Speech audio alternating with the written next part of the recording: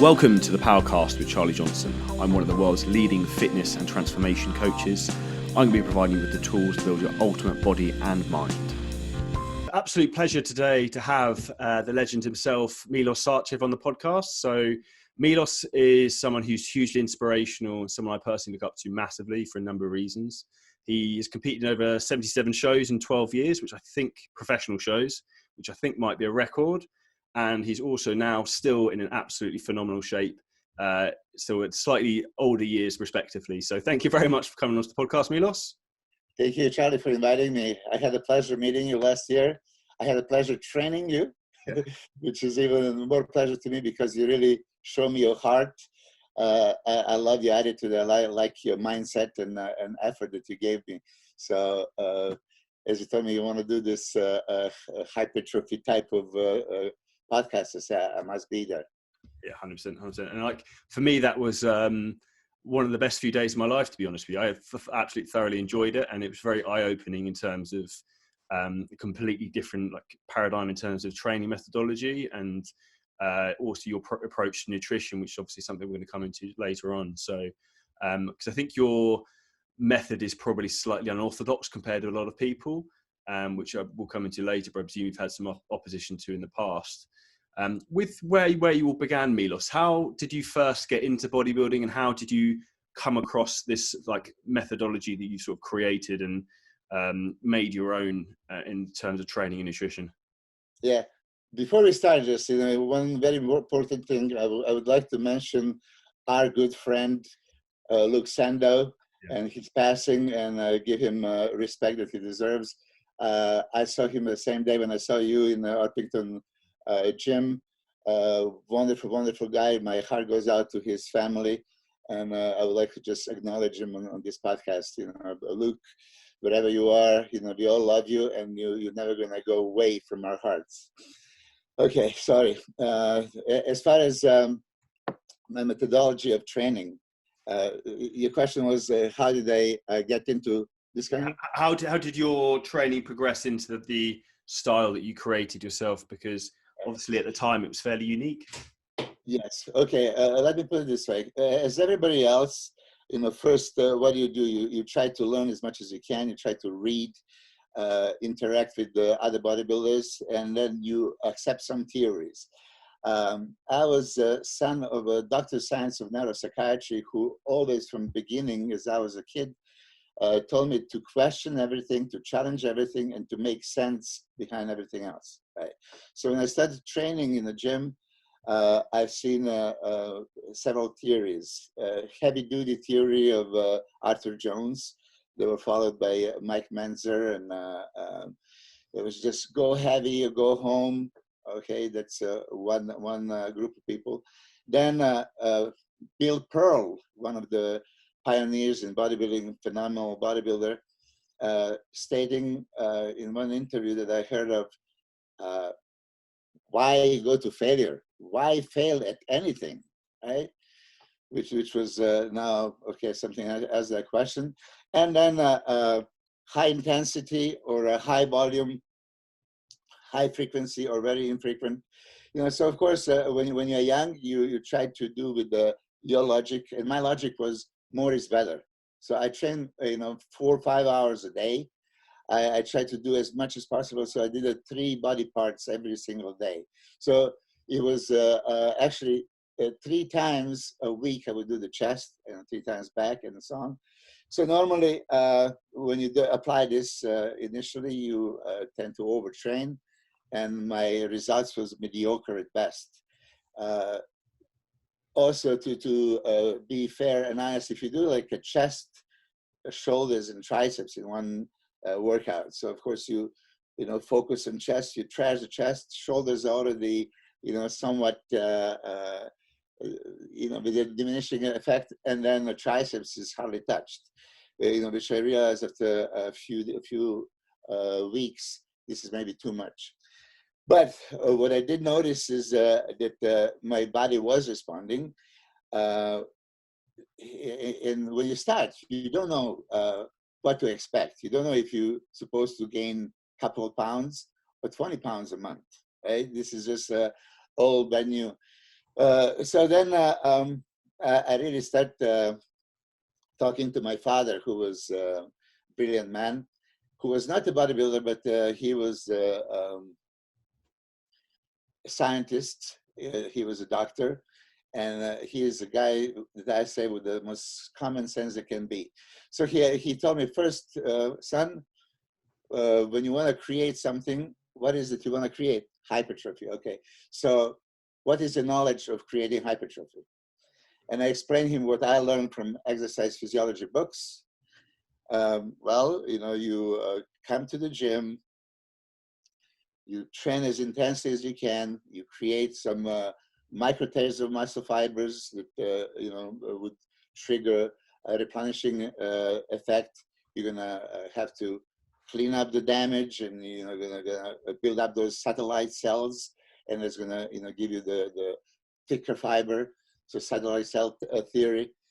You're gonna empty the glycogen storage. You're gonna lose amino acids. You're gonna create all this glycogen loss.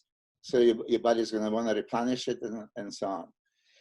And then he laughed right away and asked me, okay, do you actually try to consider and visualize what happens? I said, what do you mean? So he goes, do you understand that you have like 6 liters of blood that right now when we're speaking, it's maybe just 10% in your muscles? I said, okay. And then when you start training, that hyperemia, increased blood flow to the muscle, constantly increases. It can reach 60, even astonishing 70%. I said, okay. And then he goes like, okay, so would you want to deliver something to the working muscle?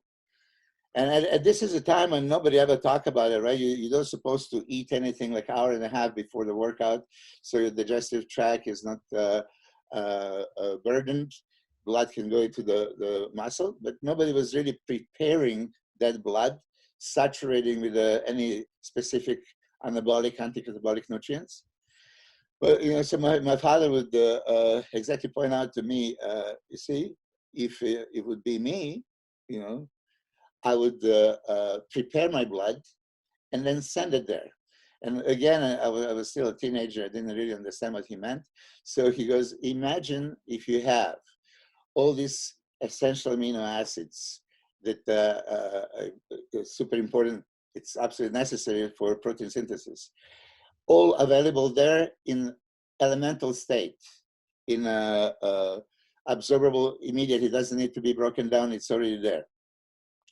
And then you have a most anabolic hormone, insulin, triggered by release of insulin through the high carbohydrate intake intra-workout.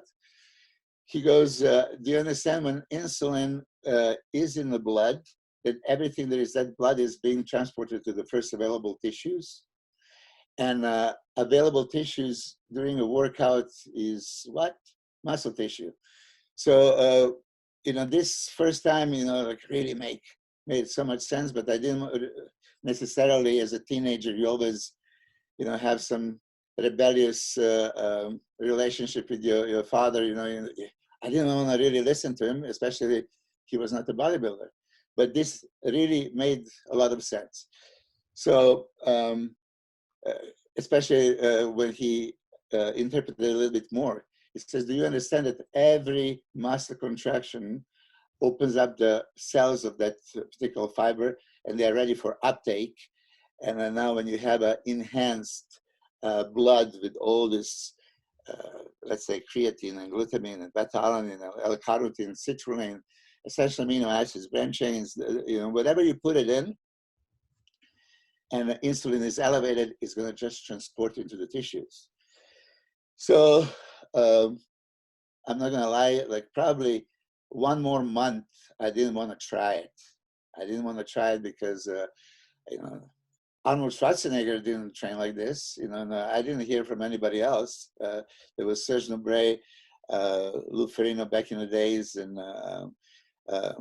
the old legendary bodybuilders. Nobody talked about it. My father did. But after another month, I had a chance of getting some essential amino acids from a Serbian pharmacy. There was actually for kidney patients, and you can get the best high quality pharmaceutical grade essential amino acids. And in my country at the time, it was socialist country, medicine is for free, right? So you just have to get the prescription. So I learned from my sister, who is a doctor also, to write a prescription. I stole some prescription papers from my father, and I made my own prescriptions, and I went to 10 different pharmacies. How old were you at this time, Milos? I was at this point like 19. Okay. Yeah. And to make a long story short, I get all these essential amino acids, right? And then there was a carbohydrate drink in Serbia. There's like very much like nowadays when you have a glucose loaded like a Gatorade, yeah, this kind of type of thing. So I just started using essential amino acids and this high carbohydrate drink, and improvements that I was getting were ridiculous. The pumps that I was getting was astonishing. I said there is something to it, right? So this is my first thing of theory, my hyperemia advantage theory. This is supplemental part. So I had to saturate my blood with everything that I want to transport to the muscle that I'm going to be working. So this is that one part, which means that I would have a pre-workout shake, intra-workout shake, and then post-workout shake after the workout to cover all three bases, prepare the blood, then maintain nutrients in between sets, because obviously glucose is burning, so you keep maintaining and delivering. And now going into the training. So what would be appropriate training for this kind of nutrition? As I said, I first heard about heavy duty, and like everybody else, man, we have ego, right? If you train with me and you lift 100 kilos, I was gonna try for 110, and it doesn't matter what kind of execution, you're just gonna go for it, right? As much as you can. So I did initially always do very heavy, but my last set would be just going for a pump. Pump meaning like 20 to 30 reps, so it was not yet any superset, 3-set giant sets, but it was just, I was going for a pump. Then in a couple more years, I met some European bodybuilders as well, and I've seen how they train, and in particular, I realized that, hold on a second, nobody's going so heavy. So, and I've seen they do 2 exercises one after another. Like, why don't you supposed to rest? And then I realized that, okay, maybe there is something to it. So let me try it. So I started supersetting as well.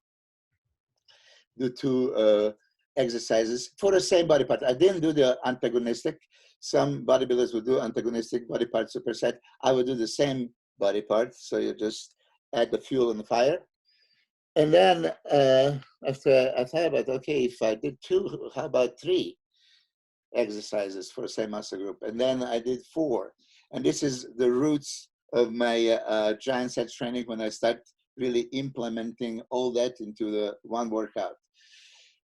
So again, I asked my father to try to pick his brain. And then he was saying also, you and I both can say right now, what was the chest training for Arnold Schwarzenegger, or a back training, or a leg training? They were particularly the same exercises: incline barbell, thighs, basics. And says, why do you guys always do the absolutely same thing? You understand possibilities and angles and grips and stances and tempo, and why is always everything the same? And then he spoke Latin language, and I learned a lot of Latin quotations. Varietas delectat, variety delights. So try to bring as much variety to it. So for the first time, I said, okay, you go slow eccentric, but explosive concentric. I said, okay, why not the opposite? I said, nobody ever does that, the opposite, you know. So I tried it. And then I said, okay, do you understand there's a lot of stretch overload hypertrophic stimulants? Like, what do you mean? Just, you know, stretch the muscle under the load. You're supposed to lift weights, not to be in stretch position, right? So, but anyway, again, he opened my mind into this, that I just realized, don't be limited and just follow, you know, start to lead. It's very easy when you go on the field and you see one paved way, you know, just to follow. Oh, somebody already went there, let me follow. Very few people would stray away and say, okay, let me make my own road.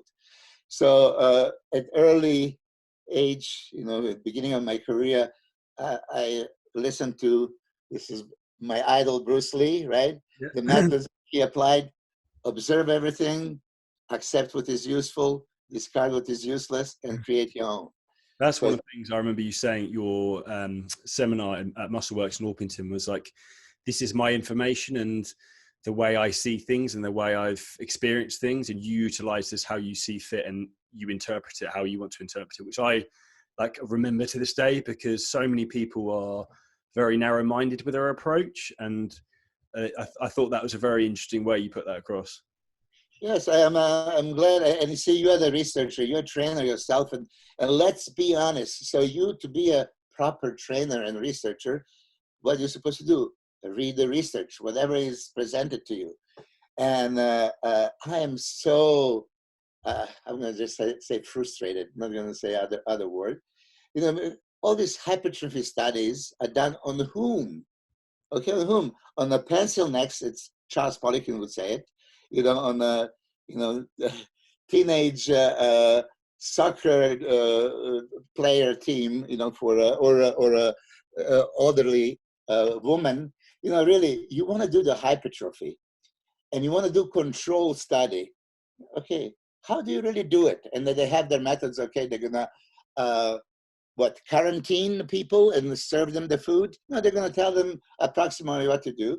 And then, okay, this kind of training.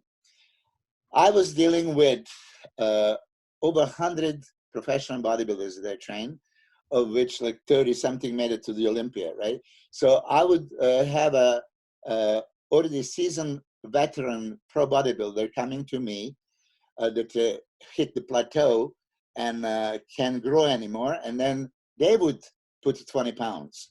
You know, so I have a little bit more experience as these researchers and labs that do. Somebody said, okay, Crow Cup, if you watch MMA, he's my favorite fighter, Mirko Filipovic, Crow Cup. When I talked to him, he said something that sticks to me. 1 gram of theory is heavier than 1 ton of practice. Oh, no, exactly the opposite. 1 gram of practice is heavier than 1 ton of theory. I said, what do you mean? I say, okay, it's nice to study and all. Did you ever try it? So there are a few researchers, Brad here in the United States, he does a lot of research and I appreciate it. But you really have to do logical, real controlled study with the pro bodybuilders. You probably have the journals as well. I mentioned this in that seminar that you were. I wrote down from 1987 to 2003, every meal, every gram of protein, carbohydrates, fat, with the timing. And then I would make a comments, and of course, I was inspecting what I was expecting. Every week, I would have to analyze if I'm going in the right direction, I'm stagnating, or I'm digressing. So I thought this reminds me of when we were at the seminar. One of the things I thought was very, very fascinating that really opened my eyes in terms of the way of interpreting information was when you spoke about like creatine usage, for example, and how much creatine you could use, because generally they would advise taking like 5 grams of creatine a day. But as you said at the time, you're like, this is based on a normal individual who might weigh 75 kilos. If you weigh 100 kilos and are heavily muscled, you can take a hell of a lot more and will benefit from a hell of a lot more than that. And the same, I remember you saying with amino acids, exactly the same. yeah, absolutely. See, there's a myopic view. You know, so a lot of people will be just maybe reserved and first thing that you're gonna hear, yeah, you don't need so much protein. Protein can be damaging on the kidneys, and you don't need it. You avoid it. So they gave you, certain daily recommendation. They don't tell you that this is minimal for survival, far away from optimum, and far, far away from maximal needed for protein synthesis. So this is also how I started. I started with the recommended daily allowance. Maybe increased a little bit. So I went to 1 gram per kilo, 1.5, and then 2, and then 2.5, 3, 3.5, 4. More I was putting in, better results I was getting. So does it matter to me that I read what Joe Schmo, doctor from Iowa, is telling you that, oh no, it's sufficient amount of protein, you don't need more? Okay, I just had it for 1 month, and I improved dramatically much more than I was doing with your recommendation. So what do you think I'm going to do? And I don't try to be a rebel and just to counter my opinion to theirs, but I experienced it on myself. Then I suggested to a few of my clients and training partners, and they improved tremendously. So I have no doubt in my mind that increased protein intake, and I would say if you go in kilos or pounds, in pounds, 1.5 gram per pound is my absolute minimum. This is what I would tell to anyone. 2 grams more than likely. Because if I'm going to adjust my macronutrients, I would put them in the order of priority. Protein is by far the most important macronutrient that we can have. It can be energy nutrient if needed, but it's only building nutrient. Energy nutrients, carbohydrates, and fat are just that. They're going to give you energy, specific energy for aerobic or for anaerobic activities. This can be easily manipulated once you establish what is your protein intake. Now, you mentioned creatine, and this is whole story. You probably don't even know this part of the story. In a SAPS movie that Alex Adenti did, he interviewed me, and I told for the first time. At that time, I was professional ex with mystery professional giving information to Master Media 2000 to Bill Phillips back in the day. As I was with their contract, I couldn't use my name. So I would supply him with some information. And one of the things that I sent him once was Neotone, which is injectable creatine from Italy. And then he was like saying, oh my God, what is this? And I told him, well, this is what a lot of athletes are using to replenish their ATP. And, this is very, very potent stuff. Everybody can feel dramatic results almost immediately. And he goes, do we have this in oral form? Can you use it orally? So like, well, no. And I told him if somebody can find the oral version to take a creatine, and it would make billions. Sure enough, he came up with the creatine monohydrate shortly after, and as you know, creatine became a most best-selling supplement at the time. And anybody that used it, also experienced the value. But the same thing, if you remember, they would advise you just up to maximally 20 grams a day. It would be that loading phase for 20 grams for like a week or two, and then you would maintain it maybe with 10. And for me, this is also, again, questionable. So I said, like, why? Why do I have to now accept what some research is suggesting? This is a new product, new supplement. And you're telling me that this is like upper limit. So of course, me being a rebel, I started doing a 30 and 40 and 50 and 60 grams a day. And the more I used, the better I felt. And not just that, but I did it in a carbohydrate loading for bodybuilders. So I was the first one to do it. I still have that journal, and I think I published on my Instagram, carb loading days for my Night of the Champions in Canada pro show. I was doing 60 grams a day, every single day for 7 days for Canada. And I won that show, beating Mike Matarazzo, Chris Cormier, great guys. How would you be splitting that up, Milos? Would it be in like six sittings of 10 grams? 10 grams, exactly. I was doing this.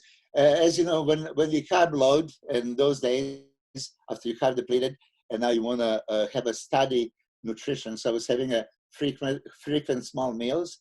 And in these frequent small meals, also, I potentiate the insulin release, right? So I had a high insulin pretty much all day long, which I don't have it normally. Normally, as I talked to you on a seminar in Orpington, I would just trigger insulin release around my workouts.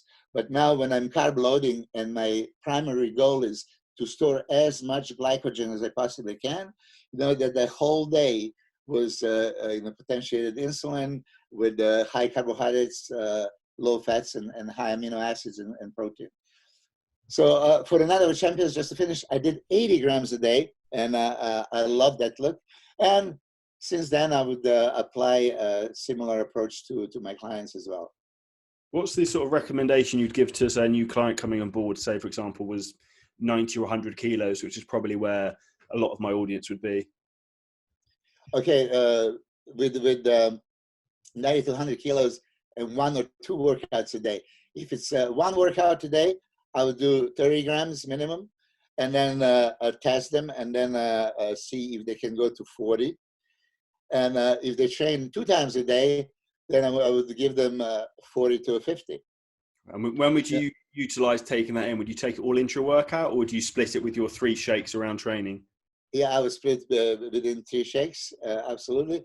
And then I would get 1 more time. Okay, you have a post-workout shake, so 30 minutes before the workout, intra, and then post-workout, right? And then an hour and a half after that, you would have a meal. After the meal, 1 more time, hour and a half later, I would have some more creatine. Of course, I always mix it with the other things as well, whatever I find useful, glutamine, leucine. So there's other things, but creatine, whoever really experienced the creatine, it's a completely different training with or without it. It's completely different looking, fully loaded with the creatine or without it. So once we realize that creatine, the people would say it holds water, so they are afraid to use it for competition. I say it holds water where? It's intracellular. Where you want it. Yeah, where you want it. It's ATP, it's intracellular energy. So this is exactly, and I remember there was a Weider seminar back in 99 when we talked about it, and there was a lot of experts asking. There was 28 of us Weider athletes. There was Chad Nichols there as well. There was Landon Murray, many people, and Dr. Wright, and many experts, and they say, okay, yeah, they don't advise creatine for competition because it can make you hold water. And then I said, like, well, this is my experience. And then they saw my pictures. I said, would you say that I retain water? And I was, I always created illusion. Many times people would see me in the gym or at the show at the expo and said, you don't look as big as you look on the stage. I always created the illusion of being way bigger on the stage than I actually was. 1999 and British Grand Prix also. I mean, if you look at me next to, it was greatest lineup with Ronnie, 99 at his best, and Flex Wheeler at his biggest and best, Kevin Lembroni, oh my God. And then it was Marcus Rule and Nasser El-Sabadi, 2 guys that I actually beat, that were monsters. But I managed to pull off that I look just as big as them with this kind of method. No, it's fascinating. And I think, again, though, that's a testimony to you in terms of how you said earlier, looking to go, not follow the same path as everyone else, and look maybe outside of the box a little bit rather than just following like a sheep like everyone else does. Yeah, that's exactly. I mean, I didn't want to say that term because a lot of people judge me for it. When I say sheep, then they feel insulted. But let's face it. I mean, I started this way as well. If you intelligent, yeah, and you have no idea about something, you should follow, right? This is, I read this study, and that's a university study, and okay, a reputable researcher. So you're going to listen to it. But then, in a essence, why did they pick that method? Was it the best method, or they just picked it? They picked 10 grams of creatine because they say, oh, that would be sufficient, right? I mean, all my experiments, maybe it's not to mention, good to mention, I did, let's say, this most potent insulin transport. I also started with very little myself experimenting, and then more and more until I realized, okay, there is, what do you want to achieve? So you and I are talking now about maximal hypertrophy, not any kind of hypertrophy. So this 20 grams of creatine, okay, and 1 gram of protein per pound of body weight can lead you to certain kind of results. Maybe suboptimal hypertrophy. I don't want a minimal, I don't want an optimal, I want a maximal. So let's define that, right? So how far can you push it? And I think that would be goal for all of us, not just in training, I think in life. If you do something, you want to have maximal results, right? Doesn't matter what you do. That would be nice. But how do you reach those maximal results? Well, you have to research, get knowledgeable, and then have to practice and see if that applies to you. Because as you mentioned, we are all different animals, right? So what works for you not necessarily works for me. So as you mentioned as well, thank you for that. I don't say my way or no way. I show you one of my ways, and I let you find the value in it. And if you can apply something of that and build on it. I mean, I'm 100% sure, Charlie, next time I come to a gym or you train, I'm positive you can show me something that I never did. And it was like, oh, I didn't try that yet. So I'm very much open-minded. I just want to tell people, when you're in a gym training, okay, you absolutely positively have to kill yourself, because that was attitude of many people. And do you absolutely positively always have to go for that extra rep, going to the failure? Okay, throughout the years, now I'm 56, yeah, I had that mental state that I have to work harder than anybody else. And you heard this from many champions, that they have the champion's mindset. I have to, nobody's going to outwork me. But what does that really mean? Okay, so you're going to push to the limit, and then you're going to go over the limit, over what your physical capabilities are. And then, maybe your training partner is going to do the 4 steps, 1, 2 extra reps. Okay, so this is now push beyond the failure. Well, but then next time you train, next day you have to be better than yesterday. So next time you're going to try even more and a more and a more. So there's progressive overload and failing, breaking down tissue, all this stuff. Is this really productive and healthy? And now, after so many years, I have to go back again once to revisit what my father told me when I was pushing to the limit, pushing to me. He say, oh, big shot, let's talk when you're 40 and especially 50 years old. And really, as a youngster, I didn't want to listen to him. What do you know? I'm going to train for 20 years, of course, so when I'm 40 years old, I'm going to be all jacked and I'm going to be so much stronger than the average person, until I hit the 40 years of age. And then I realized my tendons, my joints, my ligaments, I had some muscle tears. Like, oh, I see what you're saying. So do you really absolutely have to push crazy to the limits? Not necessarily. And more research is being done that I read, but more research that I do. I did many athletes and never push them to the limit. I bring them close to the limit, but they just increase their volume. As you know, there are different types of hypertrophy, and go heavy, go home is myofibril hypertrophy type, that they say you have to stimulate myofibrils, and they're majority of the cell, so this is the only way to create expansion, cross-threaded area to expand. Sarcoplasmic part is very small part, so it doesn't make sense. Well, okay, that's theory. But then I applied it, and I see that sarcoplasmic training and pump, high repetition, volume, volumizes the cells, and you do get the results. And I witness possibly 20 pro bodybuilders that really never, ever train heavy. All their training would be sarcoplasmic type. And they look phenomenal, absolutely phenomenal. I bet they didn't have a lot of injuries either.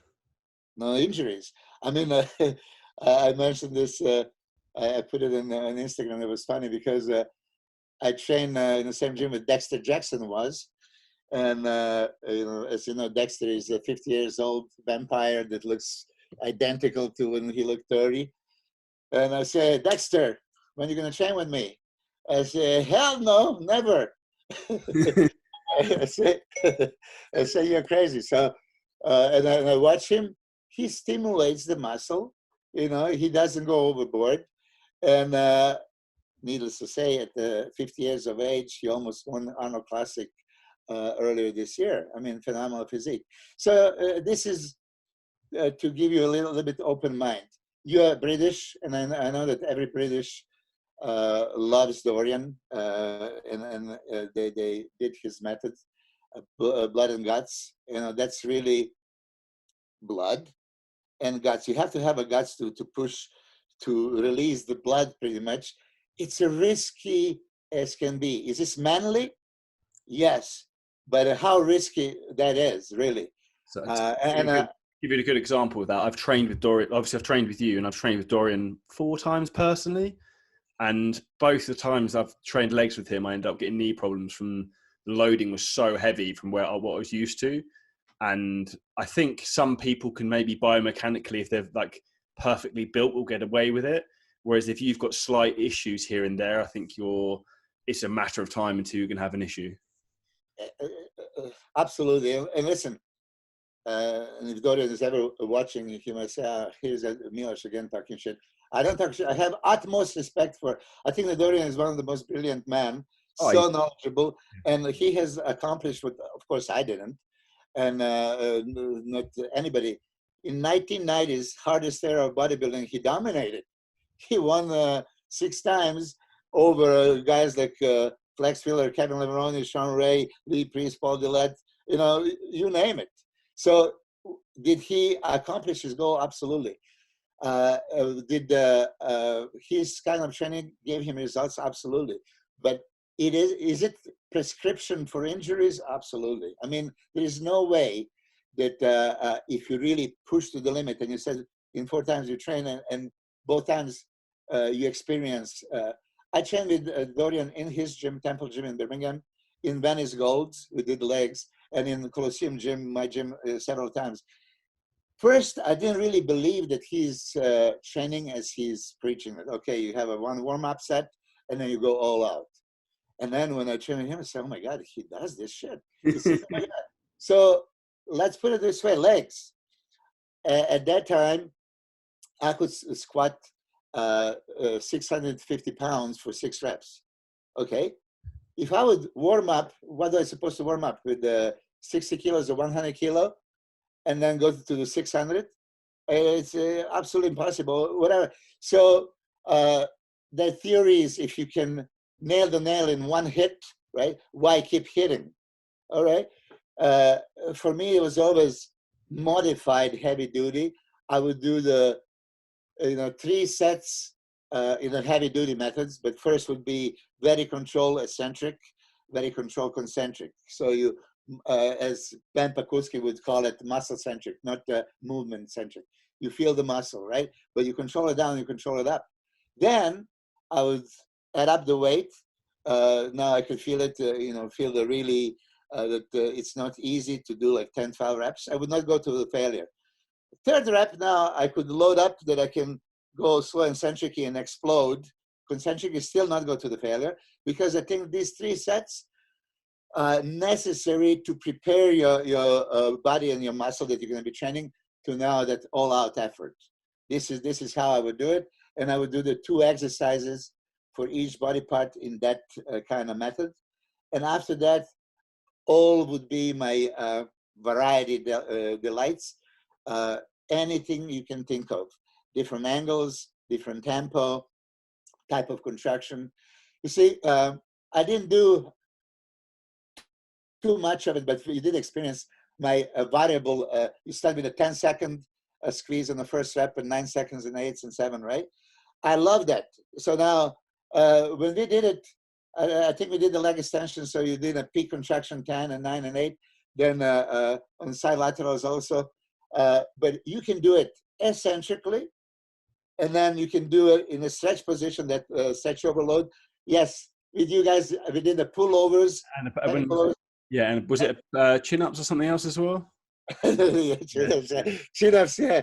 You did it great. 10 seconds at the top, and then 10 seconds down, 9 seconds. I mean, really, and you're laughing, and I'm laughing because we both know how hard that really is. But you want to be tough, you want to challenge yourself safely. I would much rather challenge you with the type of repetition you're going to do than rather than just put the weight and kill it. Because let's face it, human body is not designed to be pounded on like this for 20 years. And with all my love to Ronnie Coleman, who I sincerely love as a person and respect as a bodybuilder, I mean, it's devastating to see his type of injuries. Of course, back then, he didn't see any other pro bodybuilder being in this kind of state of injuries, 12 surgeries later. And now when you look at back and you see him deadlifting 800 something pounds and squatting over 800, you know, then you say, was that really necessary? So now, for all the viewers of your podcast, you mentioned also you went a little bit heavier for legs, and then you had knee problems. Let me tell you, I have knee problems as well, and I pray to God that I didn't damage them, because I really want to train them now. And when you train them properly and you do this controlled, slow, eccentric, and control concentric as well, you can feel the muscle expanding. You can feel like a stabbing pain in your quads. That beautiful, beautiful. Enjoy the pain feeling. But when you have joint pains, it's like impossible to bear that pain. And if you do bear the pain and you go through it, you're going to damage even more. So reduce the weight. Make that weight work for you. And if I can just expand on that one, I think I told you also a few times in people Orpington training camp. Once you start the exercise, okay, I want you to do anything in your power to make 10 repetitions impossible to complete. So now, if you use the weight, that it's so easy for you to do 10 repetitions in a classical 4 seconds down, 1 second up, maybe 1 second peak contraction type, okay? You're gonna do that very easily. So how I'm gonna make you now honestly and sincerely fail, from a muscle standpoint, the isolating muscle, not all the secondary movers. Because if you just go for 10 reps, you're gonna use primary movement, everything. So now you're gonna focus on that muscle. Let's say we're doing chest dumbbell flies, for example. You're gonna slow down eccentric maybe to 5, 6, 7, 8, 10 repetitions, right? You're gonna stay in a stretch position, and then with no inertia, no momentum, you're gonna just squeeze it up. So you're gonna squeeze up, not lift it up, and then you're gonna do that peak contraction type of squeeze the juice out of the lemon, not just squeezing, because a lot of people tell me, oh, Milos, yeah, I do the time under tension, I do the peak contraction. And I say, I see you do the peak contraction, but I didn't see it maximal. You didn't squeeze the life out of your muscle, right? And then, then they try, you squeeze life out of your muscle for 3 repetitions, for 3 seconds in a peak contraction, you're gonna fail within 6, 7 reps. I don't care what amount of weight you have. So now, again, be honest with yourself. You are here to train, so you want a maximal hypertrophy, okay. So you want a maximal stimulation, okay. Are you really accomplishing this? If you go sub-maximal, you can go now to the failure without risking, right? So this kind of training to the failure, I approve it. When you go with the heavy weights, that really the only thing in your head is, I just want to lift this sucker off my chest, or you're doing squats, I just want to blast it off the floor. You know, you're going to use your whole body. Of course, your nervous system is going to fire up and all that stuff, but you can injure yourself. You know, it's also like it's scientifically proven. I think when you go above your 85% 1 rep max, you physically can't consciously contract anything because your body's just trying to survive and basically not getting crushed. So again, talking about trying to engage the right muscles we're trying to necessarily train, say for example like a back squat, you see a lot of people will use a lot of lower back, for example, doing that rather than necessarily engaging through their quads. Yes, yes. And I mean, of course, it's biomechanics. They have to have a center of mass, you know, that moment arm, where you're going to move it. But let's say you put a bar on the back, you're going to lean forward no matter what. I mean, there is a, you know, a certain level of lower back engagement, as perfect squat as you do. But that's why if I'm going to go heavy, right, I put it in the hack squat, because you can control it, you know, much more. But I'm not against heavy. Of course, I respect all the guys that have so much power that can play with that weight. Oh my God, that weekend I was watching Luke Sandow and Ben Chow training, and literally speaking, my maximal weight that I'm doing there, warming up with, it was ridiculous. I mean, I'm going to say it openly. Ben Chow actually videotaped training that I did with my training partner, Matt. We were doing chest. And probably he never published it because amount of weight we were using was not manly enough. It would not be interesting for viewers. But, you know, we did this kind of slower tempo, peak contraction. You know, so when you look from the outside, it looks like such a sissy workout. Okay. Now, let me ask you honestly, and you don't have to say, oh, that was great. But workouts that I put you through in these 3 days in Orpington, you felt every one of them, right? Yeah, 100%. And that style of training, in my opinion, is so much more difficult than the progressive overload 6 to 8 reps for 3 sets, because the length of the set alone generally tends to be a lot longer. So you're actually in that like pain zone for a lot longer. So it's a lot more mental fortitude to be able to withstand that, rather than just like switching off and just trying to blast through 6 reps with a heavy weight. So for me, I think it's much more of a mental challenge more than anything to like hold on through the sets and get through the workout. Yes, yes, absolutely. You experience it. Now, let's define it. It is very hard to do. And this is probably why a lot of people are not doing it. You know, this is why. And I tell you that example, I was training Japanese bodybuilder Hiratari Yamagishi like this for a whole year in 2006. So he qualified for 2007 Olympia.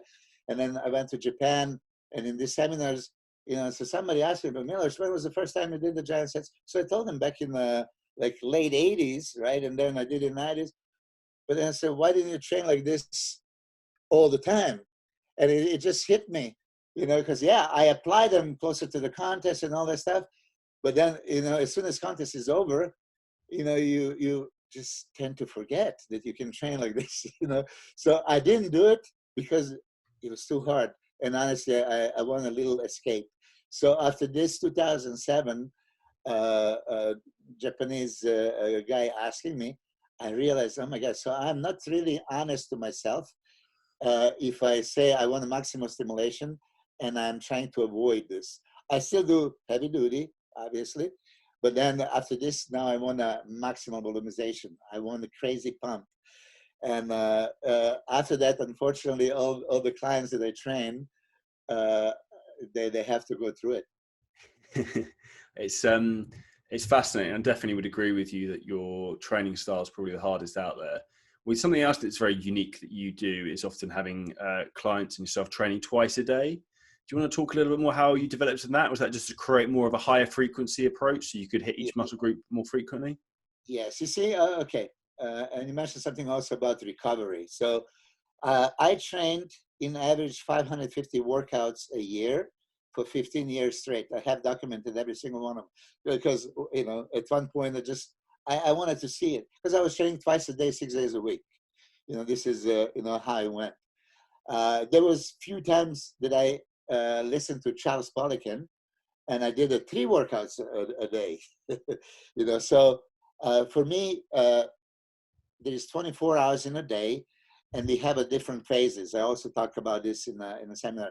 I have my fat burning phase, if I need to burn fat. I have my anabolic phase, which is around the training, and then I have a maintenance phase when I just supply enough to maintain it. So anabolic phase would be, now, as I said, I would saturate maximally anabolic nutrients into my system, and then I'm going to go and maximally stimulate my muscle, and I'm going to deliver all these nutrients in that muscle that I train, right? Then I'm going to maintain it and then do it one more time during a day. So I had 2 of those anabolic phases. I fed my muscle constantly and continuously because I believe more frequency, more volume equals more results, right? Contrary to Dorian and Mike Manzer, they say like less frequent would be better.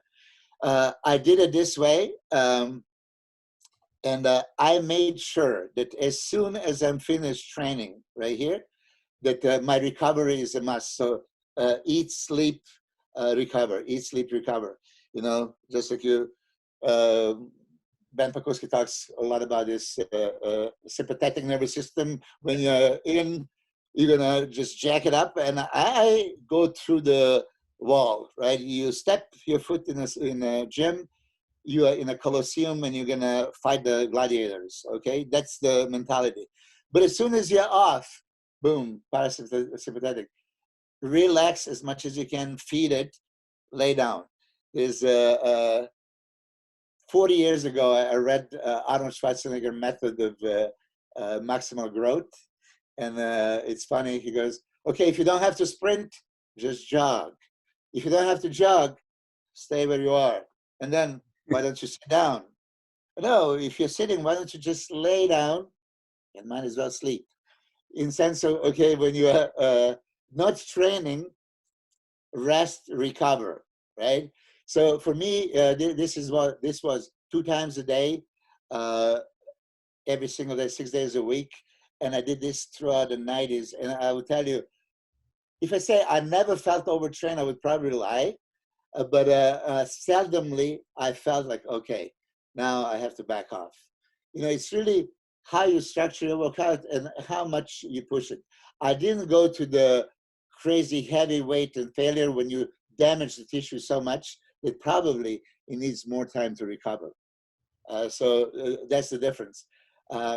Another thing is human body is adaptive mechanism, and muscle tissue is most adaptive tissue of all. So what demand you put on the muscle is how it's going to adapt. So I wanted high volume adaptation, but supported with high nutrient intake. My calories were always high, like about 5,000 calories. And pretty much when I was dieting for the contest, I would just slightly need to drop my carbohydrates slightly, and maybe include that fat burning phase, which is cardio and empty stomach, and I would accomplish my goals. So with your food that high, did you do anything from a digestive point of view to try and maximize the absorption of food? Were you sticking to certain food groups, or do you have any specific approach in that regard? Well, that's another thing I learned from Charles Poliquin, yeah, because first time when he attended my seminar and he was listening to my talks, and I was talking about 4 grams of protein per kilo of body weight, because we were in Canada. In Canada, they go with the metric. And then his first question was, okay, do you take some digestive enzymes with it? So I always did. I didn't do the betaine, hydrochloric acid, that he did it mostly. I did just proteolytic enzymes always, because I was doing 8 meals a day, regularly, with about 60 grams of protein, sometimes up to 75. I was averaging in all my journals between 450 and 550 grams of protein every single day. And I never really had a digestive problems. Never, never, ever. One thing that I learned from him was to rotate more types of protein, not to be chicken, chicken, chicken, chicken. Because he actually proved it to me. He goes, okay, he challenged me. Go 1 month of exclusively chicken and see what's going to happen. And sure enough, I created allergies on the chicken protein, the berry protein that I was exclusively eating. So my view on this is if I have a frequent meals, I would rotate from egg to chicken to beef to fish and stuff like that. Obviously, if I would be on lower carbohydrate, higher fat diet, then my protein sources would be with a higher fat content. Eggs, fatty fish, fatty meats. If I would be on a higher carbohydrate content, my protein sources would be very low fat, chicken breast, turkey breast, fish, egg whites, stuff like that. So carbohydrate sources, would you always stick to fairly clean sources like white rice and things like that, and your fast digesting carbs, or do you go for anything different or out there? Yeah, I would, tell you this, back in the 80s, there was at one point, like for 3 years, I did not, because I was influenced again by somebody, I didn't want to take anything that has a 1 gram of sugar, because bodybuilders shouldn't have sugar, so I was just eating, complex carbs and nothing that would be even slightly with the simple carbs. But then, of course, when my father exposed to me, like, okay, sugar can be your best friend or your enemy. It depends when you take it. This when I applied it, which was at the time for me not thinkable. Oh, bodybuilding and sugar, no, you can't have it. So after I was using sugars, glucose, intra-workout, then post-workout was also a question. Now, what happens post-workout? Oh, you need to replenish the glycogen that you have lost. Glycogen is what? Glucose plus water. So doesn't matter what kind of carbohydrate you want, it's going to have to be broken down to the glucose, and then glucose can be binded with the water and stored as a glycogen. Okay, so why would I now want to, again, clean carbs, like you said, complex carbs that need to break down, bonds between to release? Wouldn't our goal be to have a quick glucose? Because after the workout, again, needed to be quick, as that window of opportunity initially is the biggest, and then 6 hours later is still you're replenishing the glycogen, and 24 hours later you're still replenishing that muscle. But glycogen is really, for me, that first couple of hours is most important. So I would always have some simple carbs post-workout, and not necessarily drink them. I enjoy eating carbs, so why would I have to put the powder intra-workout, because intra-workout you're sipping in between sets and it has to be pre-digested. You don't want to chew it and eat it. But post-workout shake, now in this shake, you can have simple carbs of your choice. So examples, I would, when I worked with Dennis James, he really liked pancakes, oatmeal, banana, pancakes and stuff like that, or waffles that his wife would make. Then Gustavo Badel would like oatmeal, banana, dates, cookies. So I had somebody that would want just rice cakes with a jam or a honey or a maple syrup and stuff like that. Yeah, at this time, it's completely okay. So somebody heard me saying this and said, Milos, so if I can have any glucose at that time, can I have a candy? So I said, well, read what is in a candy bag. And he says, glucose, the first ingredient, and then some artificial sweeteners. And I said, like, look, I don't agree with this sweeteners and all this stuff, but yeah, you can get away with glucose, from the candy. And not just that, I did it myself. After a while, there was like, let's say, fat-free candies. And some people are going to judge me, like angel food cake Yeah. that's zero fat, and Yeah. then you put the shitload of this marmalade and jam and stuff like that. And yes, this is what I was doing post-workout, including closer to the contest. Now you probably follow Chris Aceto, technician. Yeah. He gives cookies Muffins. and muffins and stuff. Last time I was there talking to Luke Sendo, he was eating cookies and and this is the approach of Chris Aceto, right? Yeah, I think it's one of those things again where you can look outside of the box of the conventional thought process, and there's a lot more flexibility with things that people often perceive. Yes, absolutely. Absolutely. I'm not going to say calorie is a calorie because, of course, you can go to the other extremes. But right nutrients at the right time for me, right macros. For me, and I said this also in the seminar. Now imagine they have a three macronutrients: protein, carbohydrates, and fat. If you're intaking, just enough of everything that you can use, your body can utilize perfectly, that would be ideal situation. If something is missing, there is some compromise that needs to be done. So if you have less of this or less of that, one have to convert to another.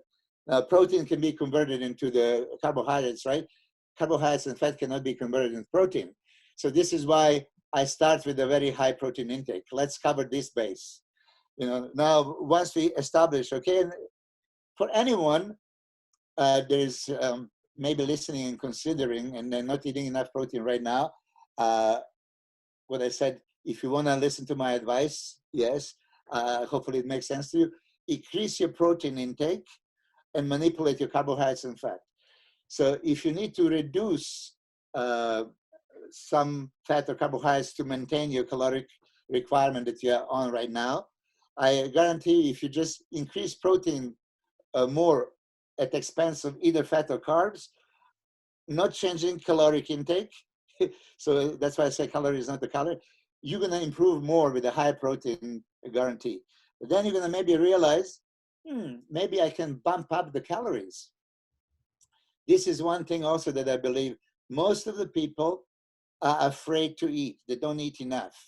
And this was actually going to be my next question, funnily enough, because I remember you saying this explicitly in the presentation. And I remember you saying, I think to me, Rob Cannon in particular, who was eating like a mouse at the time for a guy who's, I don't know, like 250 pounds.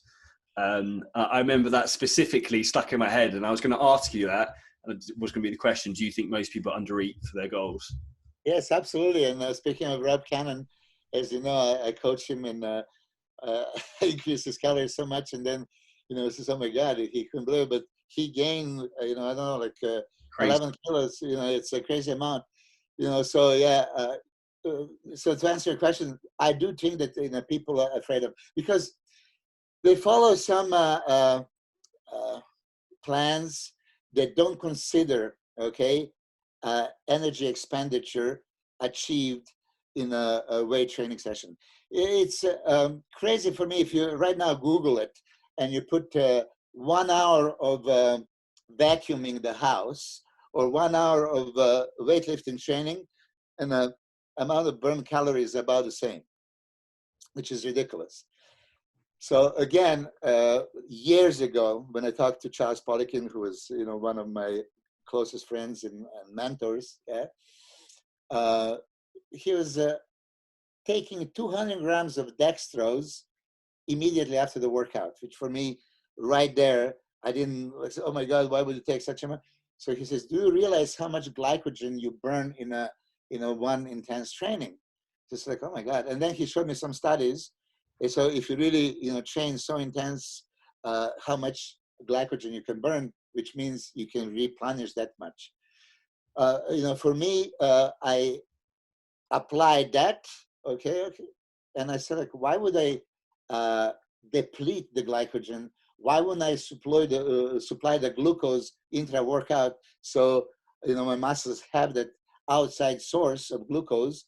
As you know, as soon as you take glucose, within 2-3 minutes, it would be available in your bloodstream. So if you keep sipping in between the workouts, you can maintain the glucose level and use that and not really deplete so much glycogen. What's But your type of glucose or carbohydrate intra-workout? what kind? Yeah, your kind. What kind? Dextrose? Yeah, and I'm going to tell you this also to put the stamp on it. I said earlier, I also read the research, and then I said, okay, this is research that I have to follow. I read the research from Karolinska University in Sweden about high molecular weight glucose polymer, Vitargo, that is supposed to be so superior. It has faster gastric emptying because of favorable osmolality, and it just goes into the bloodstream faster than glucose. And I you know, like everybody else, okay, this is from university, and then you see some graphs, and that looks sexy, right? Ooh, okay, it must be true. Until, and I use this with my athletes, and then in my gym, we ran out of it, and then my staff was afraid to tell me, so they just keep putting dextrose in these drinks for like 3 days. I was training Dennis Wolf and Dennis James and all these guys. They didn't tell us that they use dextrose instead of Vitargo.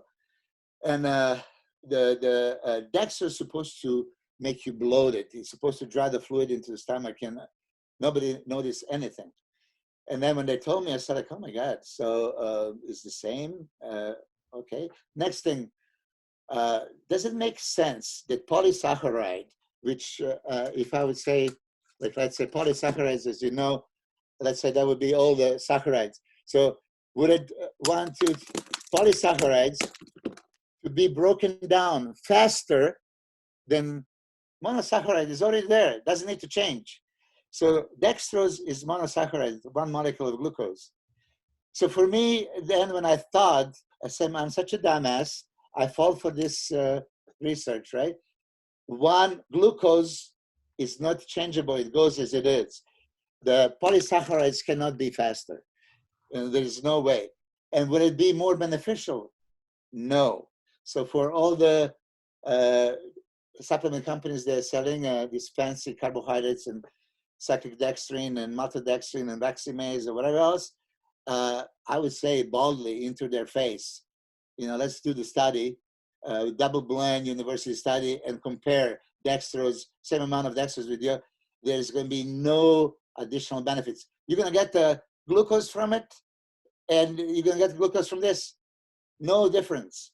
You know, so yeah, I would just use pure dextrose. There's no need to spend like, you know, more money on expensive ones. No, some very good words of wisdom there. Starting to wrap things up, Milos, I don't want to keep too much of your time. A fascinating question would be, how have you maintained such amazing health coming into your 50s at the moment and stayed in such incredible shape? Do you have anything that you've learned along the way, or any tips or wisdom that you could share? Yes, one thing, and I see you, Charlie, always in shape.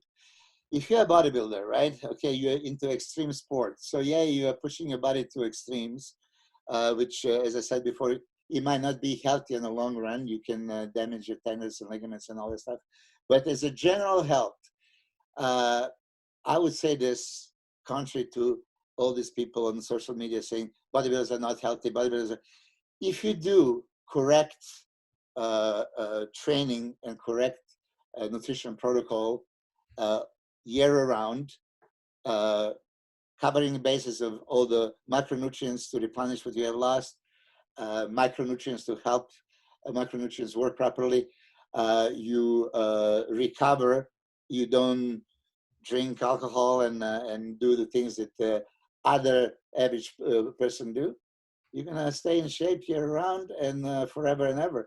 I'm 56 years old. Yeah, I'm in 1 hour training with one pro bodybuilder, Earl Moore, and the Matt. You met Matt, my training partner, who is aiming to become pro this year. I mean, with the youngsters, you know, pretty much half of my age, I'm, you know, training with them daily, 6 days a week. So once you're a bodybuilder at heart, and you have certain image and certain expectations of you, you have to keep the high level up. So that's what I'm doing, and I'm very healthy now. I understand there's a lot of people that if I drop dead tomorrow, they're going to say, oh, you see. I mean, as you know, we bodybuilders also do other things that, you know, people would question. So I don't know if it's That's a fine. topic you can touch in your podcast. But the thing is, I'm very healthy and I don't plan to slow down. No, and I think it's one of those things. It's your attitude to these things. There's a couple of people I look up to for massive inspiration in that as I get older, like you being one of them. Another person's like Michael Hearn, American, who again, like is incredible shape at his age. And the thing that everyone like yourself who's in such great shape is they just don't stop. They keep training, keep doing everything as they did. And it's a mindset thing where people just think, oh, I'm 50 now. Let's just roll it in and just go 50% and they let the diet slide, and then the inevitable is going to happen. They are going to regress. Yes. You see, I would be honest, there was a couple of turbulent years I had in my life. I went to a nasty divorce, and then I was sidetracked, and I didn't want to train. I pretty much self-sabotaged myself. I started eating regular food, and, you know, like junk food that everybody else was eating. I felt most horrible. I mean, really, nutrition is, you are what you eat. You know, it's not just a saying, it's the truth. You know, so if you're gonna put some garbage, what do you expect? So I would insist on healthy nutrition always. The only thing that, you know, sometimes maybe I go overboard. Sometimes, as you know, you're craving carbohydrates and you want to have more of it and stuff like that. But this is just minor differences. Stay healthy, you know, choose your nutrients properly, and it's going to pay off in the long run. 100%. One last thing to finish up. Obviously, we've got the unfortunate situation with the coronavirus at the moment. So this is a situation I don't think anyone ever thought would happen. So probably gyms in 99% of the world are currently closed. Do you have any advice or any tips for anyone who's out there struggling at home training with just maybe a barbell and minimal equipment, or struggling to stick to their diet? Well, you see, when you are limited, and let's say you have just barbell and pair of dumbbells, you know, this is perfect for me. I said this in a seminar once in Poland. If you can go into the empty room and come out 30 minutes later fully pumped, you can consider yourself a bodybuilder. What it means, you know how to use the muscles, right? So you do the, you know, calisthenics exercises, and you do whatever you can to stimulate the muscle. If you have a bands or a barbell and dumbbell, then especially I would tell you, apply my giant sets and changing the tempo, angles, grips, stances, and type of contraction, and do those prolonged peak contraction. Like squeeze the hell out of muscle. If you have a barbell and you squeeze in a barbell curls for 10 seconds on the top, and then 9, 8, 7, 6, that barbell, 20-kilo barbell, is going to feel like a 50 kilos. You know, same things you can do with many other things. Now, if you have a wife, girlfriend, or somebody else, they can also, you know, give you some resistance to it. You know, then you can, you know, have a progressive overload. I do a lot of exercises like that my training partner would. It's kind of isometric, quasi eccentric. You know, so you do the whatever hold, and then I apply pressure. You try to do it isometric as long as you can, and then obviously you're gonna have to, you know, go eccentrically, you know, fail it. This kind of you can use much less weight and accomplish same type of stimulation. So these are kind of things you can do in a room in a house, in front of your house in a garden. Yeah, I agree. I thought that's very much what you said. It's just one of those things. I think it's just creative, and as we said before, when it came to the age thing, it's just having the right attitude. And it's one of those things. Your attitude will choose your altitude with everything. So if this is something that's important to you, you'll find a way to do it.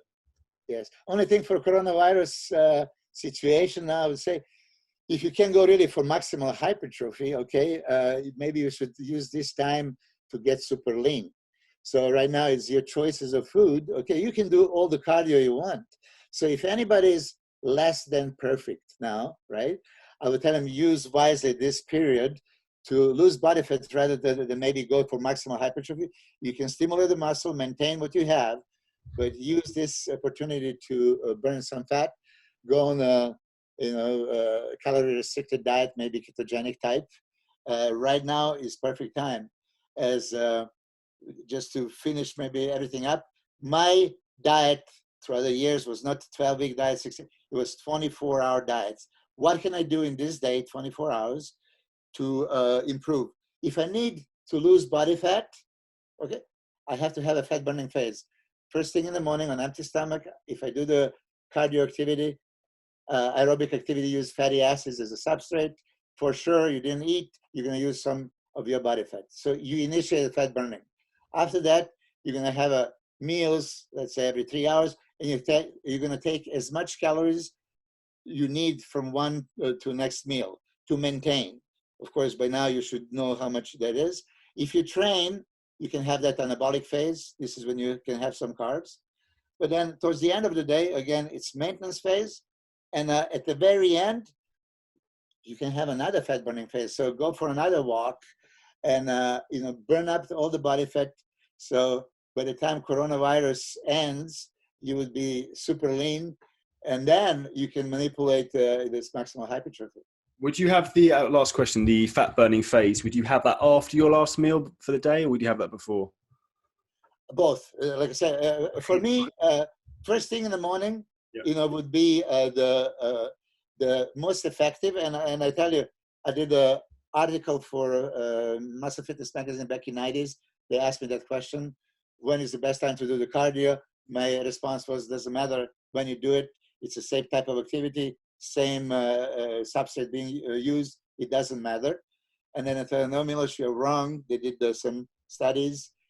After prolonged fasted state, after overnight fast, when you wake up in the morning and you do the same, amount of cardio on the same machine, whatever, it was about 30 to 35% more fat loss. So when I've seen that one, again, that's one of the things that did influence me. Then I tried it. I see it with myself, and in some clients that I always tell them first thing in the morning, even though now I was with Ben Pakulski on a seminar, and he says he questioned that and challenges that. He doesn't have the same standpoint like me, but I did with the hundreds of people and myself, and I see it works wonders. But towards the end of the day, if you're going to have another fat burning phase, yes, after the last meal, it would be wonderful. And Ronnie Coleman was one of those that utilized that back in the 90s, and he did the late cardios. Well, and then went straight to sleep afterwards. Yeah, it's harder to sleep, yes. But in that sense, if I would do the two different types of cardio, I would do the high intensity HIIT intervals in the morning, because that would jack you up. So if you do the HIIT at night, you're not going to sleep. And at night, you can do the low intensity cardio. No, it makes perfect sense. We'll wrap things up there, Milos. So thank you so much for your time. It's been awesome to catch up as always. I hope everyone's absolutely loved the podcast. It's been an absolute pleasure to speak with you. So if you could kindly give us a 5-star review, would be very much appreciated, and subscribe. How's the best place for anyone to get in touch with you, Milos, and find out some more about you? Yeah, on the social media, I'm very active on my Instagram at Milos Sarcev. Nobody can pronounce that. Milos Sarcev. I mean, that's always best way. Obviously, there I give information. My email is my first name dot last name at iCloud.com. So, but I'm very active at social media, so you can get me there. Awesome. I'll pop all the details in the show notes, and I'm supposed to be going to the muscle camp with yourself and Ben, which was supposed to be like the other week, but hopefully whenever that gets rearranged, if it does, then hopefully I'll get to see you soon. Yeah, I'm looking forward to it. Yeah, you impressed me with your intensity and your mindset. So I have a few more tricks in the bag. I look forward to it. I always expand on what I'm doing. So also this is for you and for everybody else that listens. Don't just go through your routine. Okay, I'm just going to do what I did before. Many times, night before, I'm thinking, what else can I bring into the workout, refreshing, that is new, that I never did before. So there you go. Try to be a little bit more creative. Outside the box thinking. Yes. Awesome. Thank you so much for your time, Milos, and I hope you enjoy the rest of the day. Thank you, Charlie. All the best. Pleasure. Now, that was an absolutely killer episode of the Powercast. Hope you guys absolutely loved it. Now I want to fill you in something I put together, which is absolutely incredible to help you not just survive during this quarantine, but actually thrive and come out of the situation in your best shape ever. So I appreciate a lot of people are really struggling at the moment in terms of knowing how to train from home, knowing how to stick to their diet when stuck in the house. There's ladies in lockdown, guys stuck in the house. There's a lot of issues going on here. And I wanted to come forward to help you guys and girls come out of the situation as a success. Now, what I have done is completely revamped my world famous Shred-N-8 and Sculpt-N-8 programs. And what's even more exciting about this is I'm giving you 77% off on the price of the program. So normally it costs £149 or $200 US. Now you can sign up for just £37 per month or $45 US. And what's better, you can actually lock this price in for the rest of the year so you get a new training program and new diet every 8 weeks. Now, the new versions of the program are fully home workout based, just using your body weight and some basic bands. These will get you the normal world famous results that you get on Shred-N-8 and Sculpt-N-8, so you come out of this situation in the best shape ever. If you'd like to get involved, please click the link below in the podcast notes or drop me a message with any questions. We'd love to have you not just another client of Shred-N-8 and Sculpt-N-8, but another success story.